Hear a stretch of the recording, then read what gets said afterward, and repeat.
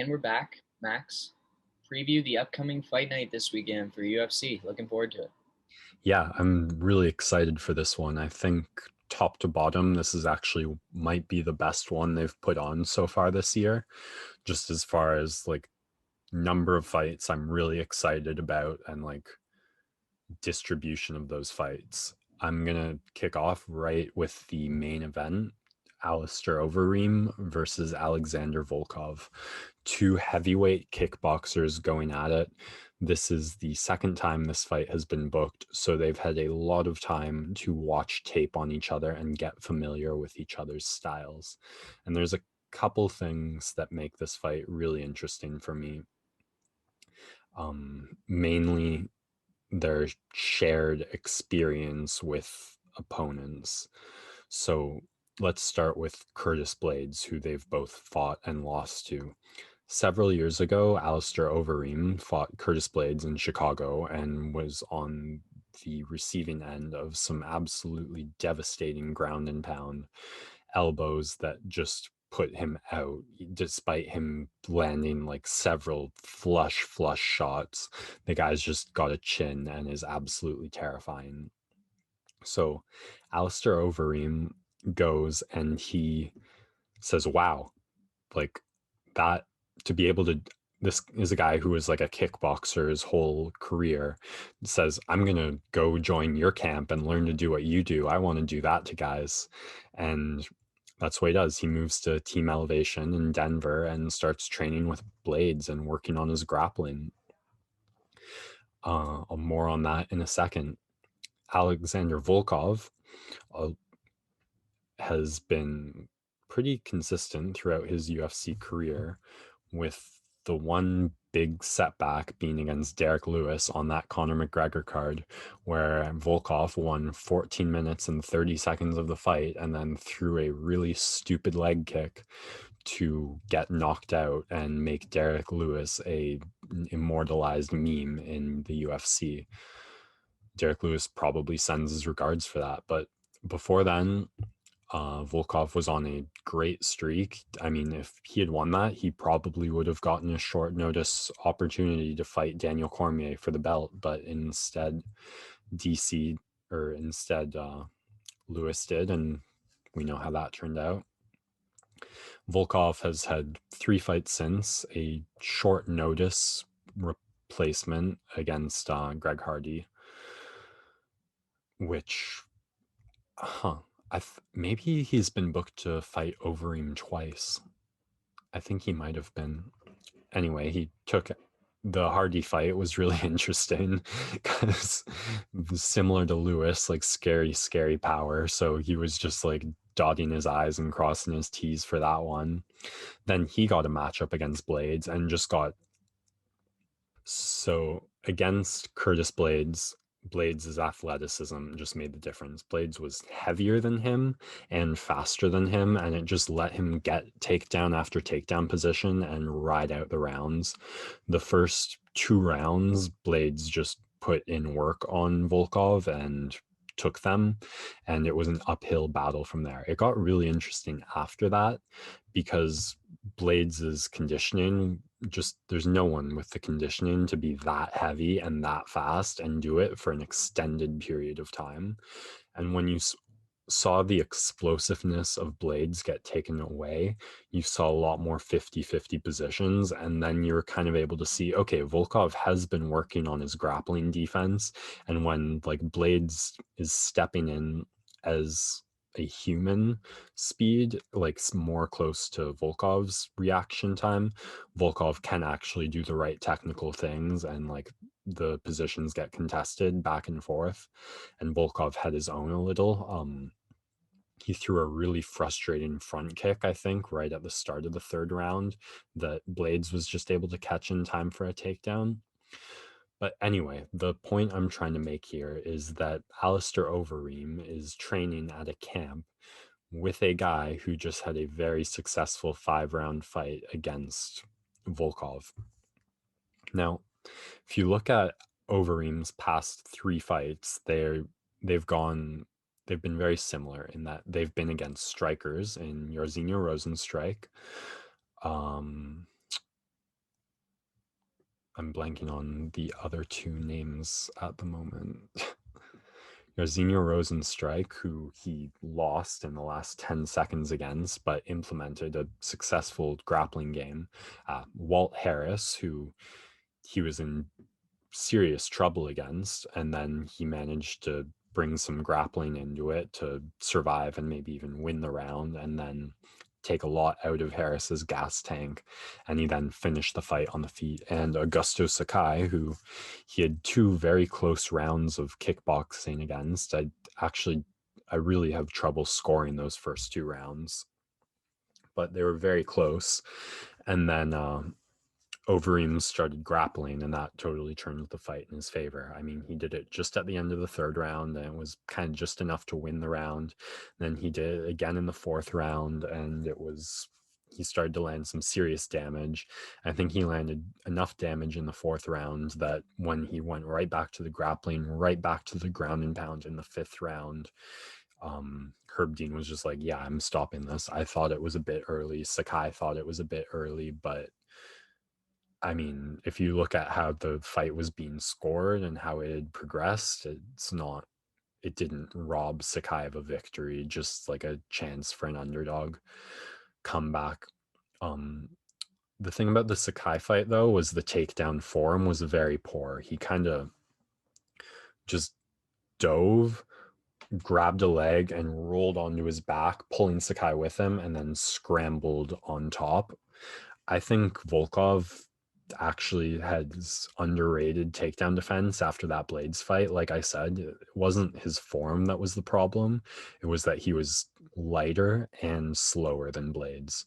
So to fix this, Volkov has put on a fair amount of weight. He came in much heavier for his next fight after the Curtis Blades loss against the aforementioned Walt Harris.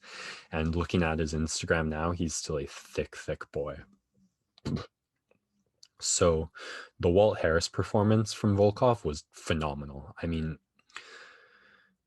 I can't really compare it to how I think this fight is going to go, because no disrespect to Walt Harris, but he's a very one-dimensional threat in that he has serious explosive knockout power with his fists, but not a lot else to his game. And Volkov just was so in the zone for that fight. He established his range, he figured out the danger zone, and he just used his jab to keep Harris out of it, kept inching him forward towards the cage. I mean, 2 minutes into that fight, I think it went maybe 7 minutes total, and it looked like Volkov had already won. He just constantly had Harris backing up, testing him with the jab, always like in timing to stay out of Harris's danger shots, just slowly putting in the body work, mixing up his kicks really well. And he finished it with that beautiful teep front kick to the liver that just shut Harris down. But it was just one of those in the zone performances. And that brings me to this fight. So we saw from Volkov, when you let him get comfortable at his kickboxing range, he is very, very dangerous. Overeem is going to have a lot of different tools to try and not let that happen. But if you watch the Sakai fight, he does kind of tend to back up a little and get his back against the cage uncomfortably. And he had a frame and reach advantage against Sakai, where he was able to frame up and not let a lot of hooks get to him. But I think Volkov is a lot more dangerous with straights to hurt Overeem if he gets careless in the defense. I mean, but Overeem's going to have knees in the clinch. He's going to have more kicks. I mean, the head kick he hit Harris with was devastating. So a lot more for Volkov to worry about. I'm really curious how much Overeem is going to pursue the grappling. I had to rewatch his fights. I kind of thought he almost had a grapple first mentality. It's not so much that, it's just another weapon in his toolbox. And I'm curious how he uses that weapon with a camp in his corner who know exactly or have implemented a successful wrestling game plan against Volkov. I think if he leans on it too much or tries to go to it too often, too early, Volkov is going to have no problems shutting it down. But if he continues what he did against Sakai and against Harris of just leaning on it in the opportune moments, that could be a path to victory for him. I mean, in the UFC heavyweight division, you've got Ngannou finally booked to fight Stipe, which is a long time coming, and I'm so excited for. And then you've got Curtis Blades as that number 2 contender after Ngannou. He's going to be fighting Derek Lewis, so Lewis has an opportunity to steal. And then it gets a little less clear after that. I've talked about this in earlier podcasts, but then you've got Jairzinho Rozenstruik, who's booked to fight Cyril Gane, and then you've got these two, I think, right in there at the same level. The Rozenstruik Overeem comparison is kind of hard to make. Well, you put Rozenstruik over Overeem, but then you lost to Ngannou. Whoever wins this one is going to be on a similarly nice winning streak, so you want to match them up with the Gane Rozenstruik, the Lewis Blades winner, and then have one contender emerge from that to challenge the winner of Stipe Ngannou. And there's a lot of people who are really hoping for Overeem to pull this out. I mean, the man's done everything except UFC gold. The Strikeforce Grand Prix, kickboxing KS1, I think he's been a Pride champion. So if at like 40, 41 years old, this guy with like over 60 fights can make his way to UFC gold, that would be such a fantastic story. Despite saying that, my head says Volkov. I think two technical kickboxers who both kind of start out slow and then feel their way into the fight. It's gonna favor Volkov. He's a little younger, a little faster. He's added weight, so he's going to be carrying more power, I think. And I think the drawbacks of added weight aren't gonna really hurt him too much because he doesn't throw high enough volume to get too tired, and I don't think Overeem is going to have the speed advantage to make him pay for being a bit slower with that extra weight. All right, so that's the main event, which is great, but there's two other really fantastic fights on this card, starting with the co-main event, Cory Sandhagen versus Frankie Edgar. Like the main event, this is a fight that's already been booked once, so you've got to think these guys have had a lot of time to prepare for each other. And this is a really interesting one. I mean, Frankie Edgar, former UFC lightweight champion, basically cut 0 weight for that, eventually moves down to featherweight, but he's still taking it pretty easy. I mean, I remember seeing in the behind the scenes fight week videos the UFC posts in the Max Holloway lead up, he has to cut weight on the day of, but like he doesn't have to strictly diet for weeks and weeks, so he was still a pretty small featherweight. And you've got to feel bantamweight is like finally the division where he's not at a frame disadvantage against all his competitors.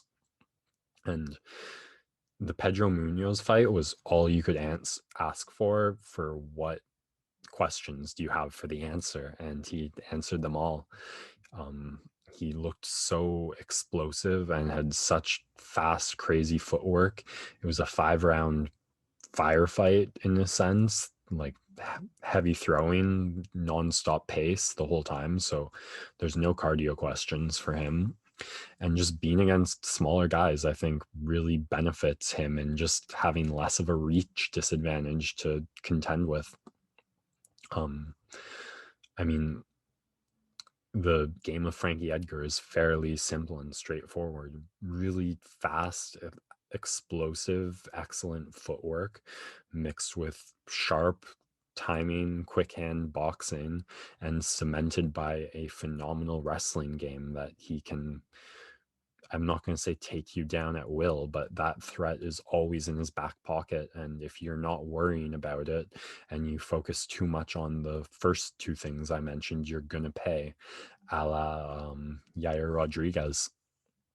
Now, against Munoz, that worked out fairly well for him because the wrestling threat was there to make Munoz double think a little about everything. But Munoz is, again, kind of like I said with Walt Harris, a fairly one-dimensional threat. He has that big overhand right, that power you have to watch out for, and not a ton else.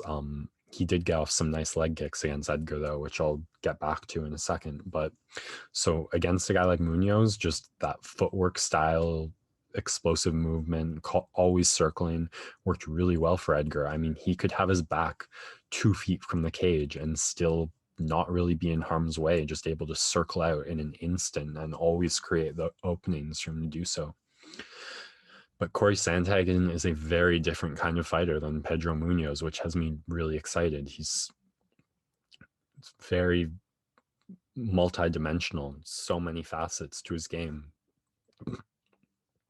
Right out the gate, you see him like come out switching stances, throwing power leg kicks from both sides. I mean, that the spinning back kick finish in his last fight against Marlon Moraes was crazy impressive. I think he's a brown belt jiu-jitsu. He put great grappling against Rafael Assunção. The teep kicks, the head kicks, he just mixes it up and is constantly throwing something different and from kickboxing range. So I'm curious to see how Edgar approaches this. I mean, the easiest path or the biggest hole we've seen in Sandhagen's game is, despite what I said about jiu-jitsu, he's been in submission trouble twice, really.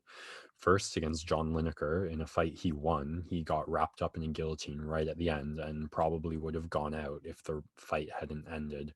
So saved by the bell once, but then in that title contender matchup last June against Aljamain Sterling, Aljo just jumped right on him, took him down, and submitted him in less than a minute with a really impressive, sneaky right hand to left hand rear naked choke. Funkmaster, a little more jiu-jitsu based grappling. I mean, training with Ray Longo, Matt Serra, then Frankie Edgar, the more wrestling style. But it tells you that there is that submission hole kind of in Sandhagen's game. And maybe, I mean, it doesn't even have to be a submission for Edgar. I mean, I talked about the Rodriguez fight. It comes to mind just because the Sandhagen-Rodriguez comparisons are pretty clear. I mean, both tall, rangy kickboxing styles with fairly thin for the division. So that is the first thing Sandhagen is going to have to make sure doesn't happen to him. He doesn't just get stuck in with Frankie Edgar on top of him doing that very special, like, postured up full guard ground and pound. I mean, the takedown defense, you've got to think after that Aljo fight, he's been working on it and he's going to be very careful not to let that happen. How he does it is what I'm curious about, because the versatile kicks are a great weapon for him against the movement of Edgar. If he can time Edgar's like left, right, and uses switch stance to see what the problem for Munoz on the leg kicks is all Edgar really had to do was move away from the power side of Munoz, and the leg kicks weren't landing as well. They only really landed nicely when Edgar was moving into the power. But if Sandhagen can switch stance and time Edgar when he's moving to the left with the left power kick, that's going to slow the footwork down of Edgar. But the front kicks I worry about if you're Sandhagen, because that's a really easy way to invite a takedown. So can Sandhagen establish his kickboxing range? Can he keep it there? Can he use his like incredible versatile wheelhouse of kicks and strikes to keep Edgar at bay, keep him guessing, and not let him get established and comfortable? Or can Edgar use that footwork, stay out of danger, and time him? I feel like if Edgar's going to win this fight, it's going to be on the ground, not on the feet. But you never know. And that has me super excited for this co-main event. The last fight that I want to really talk about, or at least give a solid preview of, is the main event. Or I think it's been moved off the opener. The main card's shifted around a little. But you've got Beniel Dariush versus um, Diego Ferreira, which is a really exciting fight. Beniel Dariush is on a 5-fight win streak and 4-fight finishing streak after a 3-fight non-winning streak of 2 knockout losses and a draw, which was really tough. And it's already an incredible comeback, but it will get so much more incredible if he can continue this momentum. Diego Ferreira, I mean, the biggest knock on him is activity. His last loss coming in 2015 to Dustin Poirier, but since then he's had 6 fights, 6 wins. I mean, you can't complain there. The 2 biggest wins being the 2 most recent fights. First, Marbek Taisimov, who was on a 6-fight win streak himself. That was a big upset, earned him the opportunity against Anthony Pettis, and he took it by submission. So 2 guys in the most stacked, most deep, most dangerous division in the UFC, both on 5-6 fight win streaks, both trying to crack that top 5. And I really hope the winner of this one does get an opportunity against like a Michael Chandler, a Justin Gaethje, a Charles Oliveira. Whoever's not fighting for the title should be fighting the winner of one of these guys, because whoever wins it is absolutely going to have earned it. And just the stakes alone make this fight so exciting. I mean, it's so hard to talk about the game of Diego Ferreira just because we see so little of it over the years and you don't really know how it's going to have evolved. He did a fantastic job dealing with the striking of both Taisimov and Pettis, especially Pettis. I mean, I think Pettis was coming off his loss to Diaz, and he forever had a win one, lose one, win one, lose one. So you just wanted to put money on Pettis for that, because after a loss, he gets a win, and Ferreira broke that streak, and he kind of made it look easy. He just great footwork, great pressure to never really let Pettis get comfortable, get set up, and force him into a grappling exchange. And Pettis is an excellent jiu-jitsu practitioner and black belt. The submission over Michael Chiesa was huge for him. So to submit a guy like that is a fantastic feather in the cap. I don't know who I'd give the grappling edge to between Pettis and Dariush, but he'll have to, if he's going to pull a submission out, it will have to be similarly against an excellent jiu-jitsu practitioner. I mean, the first 2 finishes of Dariush being an armbar over Dober and a rear naked choke over Frank Camacho. The armbar over Dober has aged beautifully with the streak that Dober's on now. And then even, well, certainly more impressive or enjoyable as a fan are the 2 knockouts that have come next. First, the crazy comeback against Drakkar Klose, where Klose had him hurt, was pouring it on, and Dariush found a finishing shot, or found a hurting shot to get right back in there and come back with a knockout. And if you haven't seen it, the UFC posted a video yesterday of Dariush accepting the comeback award of the year for that finish, and it's a pretty heart-wrenching, tear-jerking moment hearing Dariush accept it. He then had a spinning back fist knockout over Scott Holtzman, even more impressive, well, spectacular in a highlight sense.